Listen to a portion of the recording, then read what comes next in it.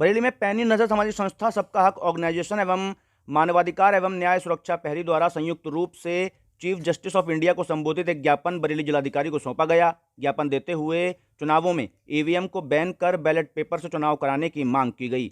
पैनी नजर सामाजिक संस्था की अध्यक्ष एडवोकेट सुनीता गंगवार ने कहा कि ईवीएम द्वारा चुनाव प्रक्रिया को लेकर पूरे देश में असंतोष फैला हुआ है।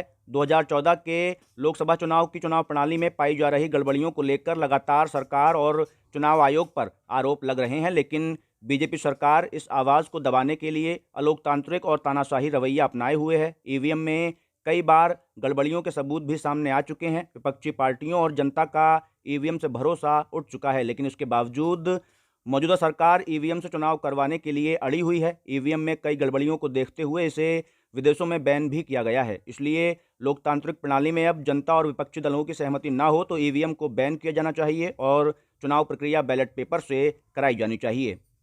आज ये पैनी नज़र सामाजिक संस्था की अध्यक्षता में कई संस्थाएं हैं यहाँ पर आई हुई हैं जो ईवीएम हटाने के लिए, ईवीएम को बैन करने के लिए इस मुहिम में हम लोग निकले हैं कि ईवीएम से चुनाव नहीं कराया जाना चाहिए, क्योंकि 2014 से लगातार ईवीएम में गड़बड़ी पाई जा रही है, लगातार आवाज़ उठाई जा रही है, विपक्षी पार्टियां उठा रही हैं और जनता भी आवाज़ उठा रही है, वकील भी आवाज़ उठा रहे हैं, लेकिन इस आवाज़ को सरकार लगातार दबा रही है। और आज ये आवाज़ जो है अब सरकार नहीं दबा सकती, क्योंकि अब चरम सीमा पार कर चुकी है। सरकार की जन विरोधी कानून, जन विरोधी नीतियां लगातार जनता के बीच में आ रही हैं। आखिर क्यों कर रही है सरकार? अगर जो सरकार जनता के वोट से बनेगी तो वो जनता के विरोध में काम कैसे कर सकती है?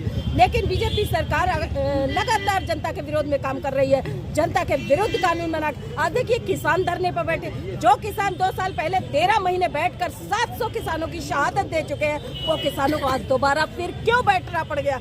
आखिर क्या वजह है कि हर बार बीजेपी सरकार जीत जाती है? तो इसकी वजह यह है कि ईवीएम की लगातार सबूत मिल रहे हैं गड़बड़ी होने के, मगर चुनाव आयोग कानों में तेल डालकर बैठा है। लेकिन अब वो तेल उसको बाहर निकालना पड़ेगा और सुनना पड़ेगा। चुनाव आयोग एक जनता का नौकर है, जनता का मालिक नहीं है। इस देश में जनता, जहां लोकतंत्र होता है वहां जनता सर्वोपरि है, और जनता के फैसले के विरुद्ध काम करना, लोकतंत्र के विरुद्ध काम करना। आज ये मांग हम honourable chief justice of India को दे रहे हैं। जो न्यायपालिका होती है वो लोकतंत्र की रक्षक होती है, उसके ऊपर जिम्मेदारी लोकतंत्र की होती है, और इस तरह से गड़बड़ी करके चुनाव जीतना लोकतंत्र को खत्म करने के बराबर। 2024 का ये चुनाव, अगर मोदी जी को इतना ही भरोसा है कि हम जीत रहे हैं, हमको जनता वोट दे रही, राम राज आ चुका है इस देश में, तो मोदी जी को ये काम भी करना चाहिए कि विपक्षी पार्टियों और सबके मुंह पे तमाचा मारते हुए बैलेट से चुनाव कराएं, ताकि वो बैलेट से जीत कर ये साबित कर सके कि वाकई उन्हें जनता वोट दे। उन्हें क्यों डर लग रहा? अभी आप पीलीभीत में देखिए, फ्लैक्सी लगा रखी है कि इस बार 400 से पार। इतना अत्याचार होने के बाद त्राही त्राही मची हुई है, उसके बाद इनकी 400 से पार सीटें कहाँ से आ रही हैं?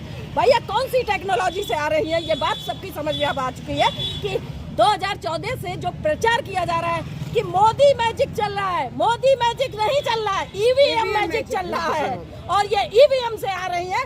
2024 का चुनौती है इस सरकार को।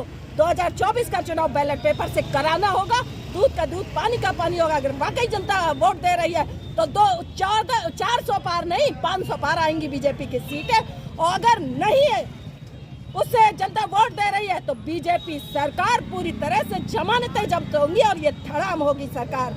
इसलिए आज बरेली के भी अधिवक्ता निकल के आए हैं, मैं भी अधिवक्ता हूँ, और साथ में हमारे साथ एडवोकेट रीता बिलाटिया है, और ये ईवीएम के खिलाफ ये लड़ाई अब पूरे गांव-गांव तक जाएगी।